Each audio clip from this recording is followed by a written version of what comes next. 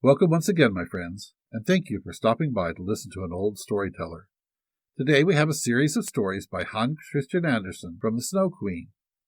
The sixth story is called The Lapland Woman and the Finland Woman. Suddenly they stopped before a little house, which looked very miserable.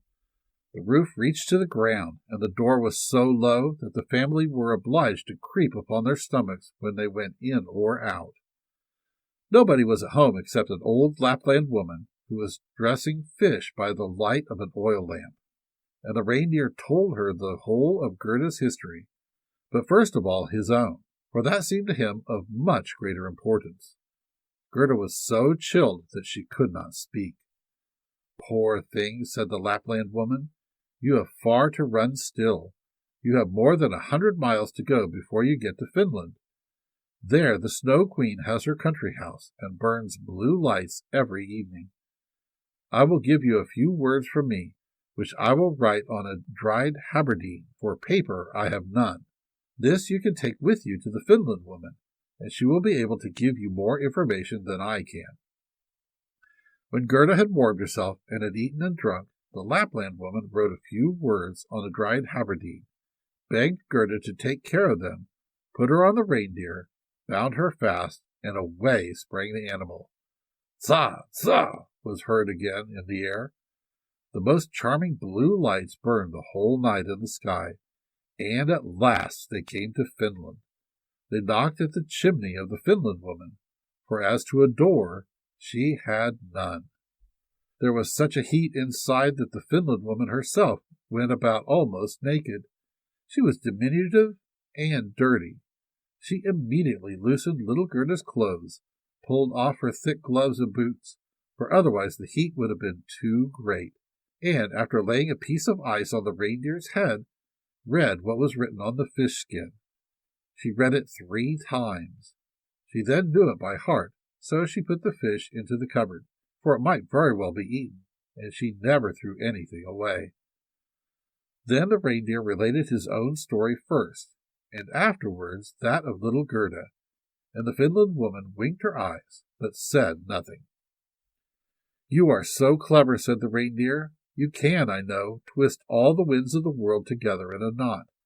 If the seaman loosens one knot, then he has a good wind.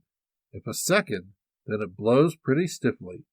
But if he undoes the third and fourth, then it rages so that the forests are upturned. Will you give the little maiden a potion, that she may possess the strength of 12 men and vanquish the Snow Queen?" "The strength of 12 men," said the Finland woman. "Much good that would be." Then she went to a cupboard and drew out a large skin rolled up.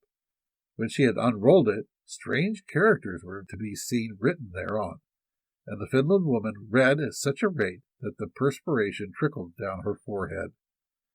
But the reindeer begged so hard for little Gerda, and Gerda looked so imploringly with tearful eyes at the Finland woman, that she winked and drew the reindeer aside into a corner, where they whispered together while the animal got some fresh ice put on his head.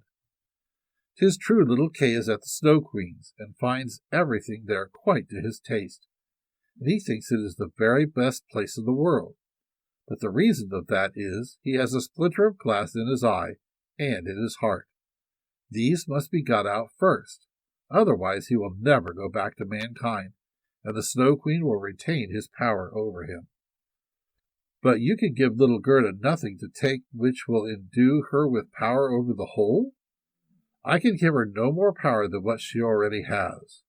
Don't you see how great it is? Don't you see how men and animals are forced to serve her? How well she gets through the world barefooted? She must not hear of her power from us. That power lies in her heart, because she is a sweet and innocent child.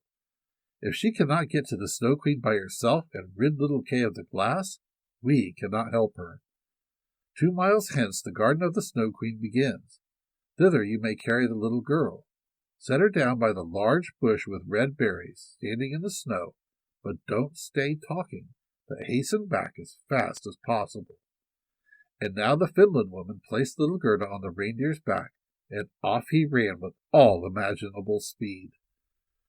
"Oh, I have not got my boots. I have not brought my gloves, cried little Gerda. She remarked she was without them from the cutting frost.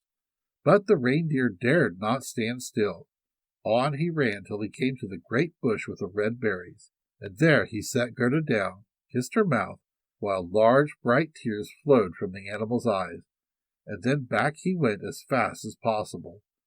There stood poor Gerda now, without shoes or gloves, in the very middle of dreadful, icy Finland. She ran on as fast as she could. Then there came a whole regiment of snowflakes, but they did not fall from above, and they were quite bright and shining from the aurora borealis. The flakes ran along the ground, and the nearer they came, the larger they grew. Gerda well remembered how large and strange the snowflakes appeared when she once saw them through a magnifying glass. But now they were large and terrific in another manner. They were all alive. They were the outposts of the Snow Queen. They had the most wondrous shapes. Some looked like large, ugly porcupines. Others like snakes knotted together, with their heads sticking out, and others, again, like small fat bears, with the hair standing on end. All were of dazzling whiteness. All were living snowflakes. Little Gerda repeated the Lord's Prayer. The cold was so intense that she could see her own breath, which came like smoke out of her mouth. It grew thicker and thicker, and took the form of little angels, that grew more and more when they touched the earth. All had helms on their heads, and lances and shields in their hands. They increased in numbers, and when Gerda had finished the Lord's Prayer, she was surrounded by a whole legion. They thrust at the horrid snowflakes with their spears, so that they flew into 1,000 pieces. And little Gerda walked on bravely and in security. The angels patted her hands and feet, and then she felt the cold less, and went on quickly towards the palace of the Snow Queen. By now we shall see how Kay fared. He never thought of Gerda, and least of all that she was standing before the palace. Thank you once again for listening to this story. If you enjoyed this story, please press that like button.